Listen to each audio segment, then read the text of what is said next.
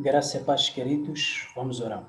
Senhor, obrigado pela oportunidade que nos dá para refletirmos sobre Tiago. Pedimos que o Senhor nos dê sabedoria para aplicarmos o que nós estamos aprendendo, as lições que tem neste texto ou nesta obra. Em nome de Jesus. Amém. Queridos, vamos para o nosso segundo episódio da obra de Tiago. Desta vez vamos falar da religião prática. Confrontando a epístola aos Hebreus com a de Tiago, verificamos que Hebreus contém uma ênfase sobre a fé. Os destinatários precisavam se livrar da dependência que tinham em relação aos elementos visíveis do judaísmo. Os valores invisíveis e celestiais são enfatizados em Hebreus. Tiago também escreve aos hebreus, neste caso aos judeus cristãos. Porém, seu discurso tem uma ênfase diferente. Ele está enfatizando o visível. Enquanto a epístola aos hebreus fala do céu, Tiago põe os pés no chão e nos convida a encarar necessidades e desafios do dia a dia. Não existe nisso nenhuma contradição. Hebreus fala de fé e Tiago fala das obras que justificam esta fé. Os hebreus não deviam depender de elementos visíveis, tais como o templo, o sacerdote e os sacrifícios, mas estabelecer ou manter sua relação com Deus através de Cristo Jesus. Então, a fé no invisível é enfatizada em Hebreus. Entretanto, nosso cristianismo não pode ser apenas invisível. Ele precisa se manifestar através de ações no mundo físico, é o que vai ser enfatizado por Tiago. Nesta parte vai entrar a ênfase de Tiago sobre o valor das obras. O invisível não depende do visível, mas precisa produzir evidências visíveis sob pena de ser considerado inexistente. Por isso, Tiago diz: mostra-me a tua fé sem as tuas obras. Se a minha fé não produz obras, então tenho uma fé tão eficaz quanto a própria incredulidade, porque a própria incredulidade não produz obras, e se produz obras, são obras contrárias às da palavra de Deus, ou às recomendadas pela palavra de Deus. Perdão. Precisamos mostrar alguma coisa, pois o mundo espera ver algo, espera para ver. E isso só é possível através das obras ou de obras. Tiago enfatiza o valor do caráter cristão.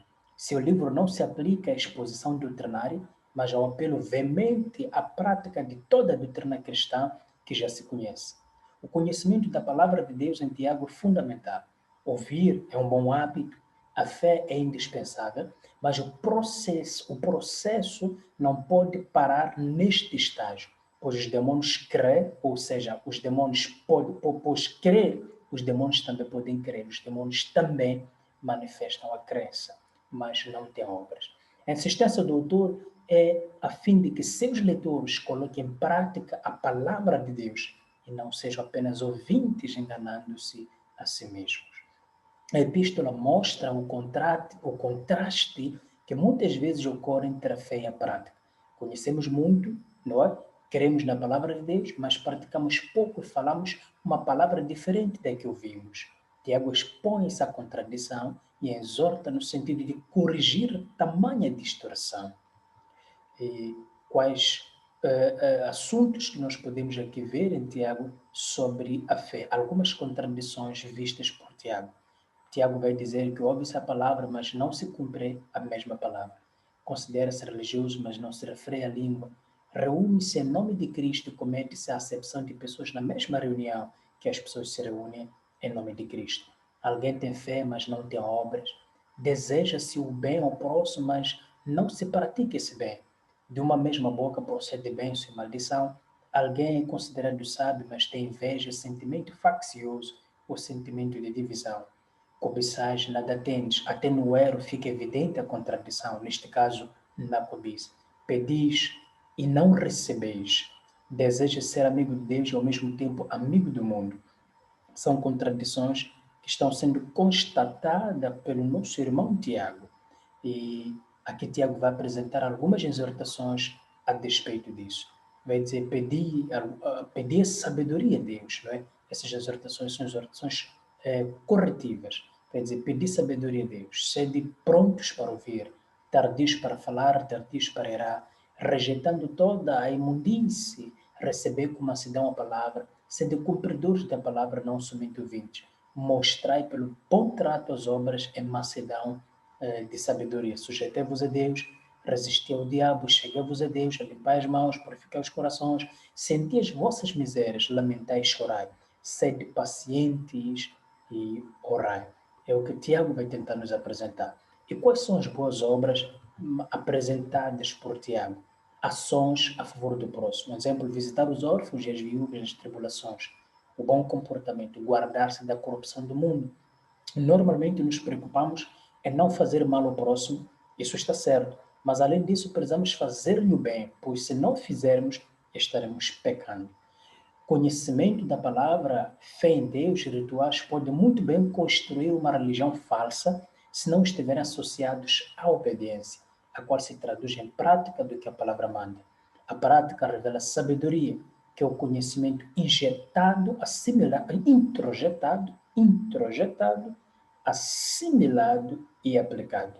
Tiago apresenta uma hipotética reunião religiosa onde se peca pela acepção de pessoas. É a religiosidade desprovida de sabedoria, amor e obediência aos preceitos divinos. São casos, às vezes, em que algumas pessoas podem ser tiradas de algumas cadeiras para sentar noutras cadeiras, ou às vezes porque alguém até chega atrasado, mas porque é importante, do ponto de vista eclesiástico, humano, é colocado naquela cadeira e se tira a pessoa que em algum momento chegou até cedo, infelizmente. Observe que em todos os capítulos do livro encontramos ocorrências de termo sabedoria, sábio ou conjugações do verbo saber. Em algumas passagens, o uso do verbo parece ser apenas com fim sintático. Em outras, torna-se evidente a questão do conhecimento e de sabedoria. O livro de Tiago tem sido também considerado por alguns como o livro de sabedoria do Novo Testamento. Eu já tinha apresentado no primeiro episódio que era um livro, uma obra sapiencial, faz parte das literaturas sapienciais. É uma literatura sapiencial do Novo Testamento. Não apenas pelos versículos mencionados, mas pelo uso que faz dos conselhos morais práticos. Da mesma forma como se vê nos livros sapienciais do Velho Testamento, principalmente Provérbios. Qual é o cuidado com as palavras que tem que se ter? Aqui Tiago vai dizer, além das obras, neste caso, Tiago coloca em evidência o que falamos. Se cremos na palavra de Deus, precisamos falar de acordo com a palavra e também proceder desse modo. E qual é outro cuidado com as palavras? Tiago vai fazer demonstrações em relação à língua, ou seja, diversas demonstrações em relação à língua. Uma coisa pequena, mas que pode incendiar uma casa como um fogo. Não falar precipitadamente. Seja tardio em falar, uma vez falada a palavra não pode ser recolhida. Portanto, é bom que se reflita antes de se pronunciar algo. Há um ditado que diz: não se recolhe o leite derramado no chão ou a água derramada no chão. Assim, evitaremos ofensas, pedidos mal feitos, planos incertos e até mesmo votos que não podemos cumprir. Não falar demais é a exortação que Tiago também vai trazer. Tiago usa expressões frear, refrear e domar a língua. Não mentir, não amaldiçoar, não acusar a Deus. Isso tudo é produto da língua. Não usar palavras vãs no lugar da ação necessária. Esse falar não pode até ser uma. Esse falar vão, quer dizer, pode até ser uma oração. Existem momentos em que não adianta orar, é preciso agir. Lembra-se de Moisés dentro do Mar Vermelho? Deus disse: por que clamas a mim? Diga aos filhos de Israel que marchem. Há pessoas que podem ajudar outras pessoas nisso, mas aquilo, mas ele diz: irmão, vamos orar.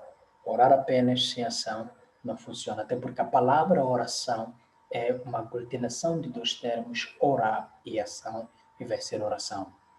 Não falar mal nem julgar os irmãos. Se existe um problema a ser resolvido com uma pessoa, então não adianta comentar o fato com outros.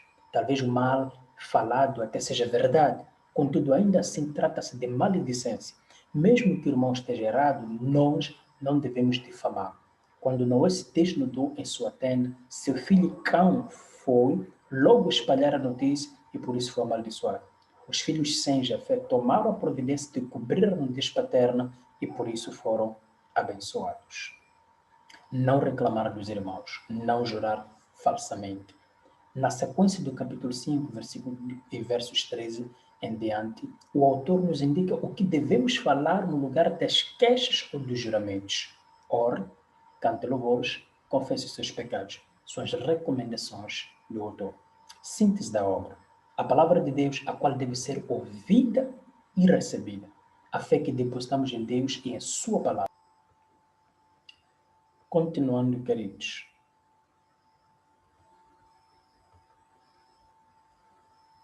A palavra de Deus, a qual deve ser ouvida e recebida.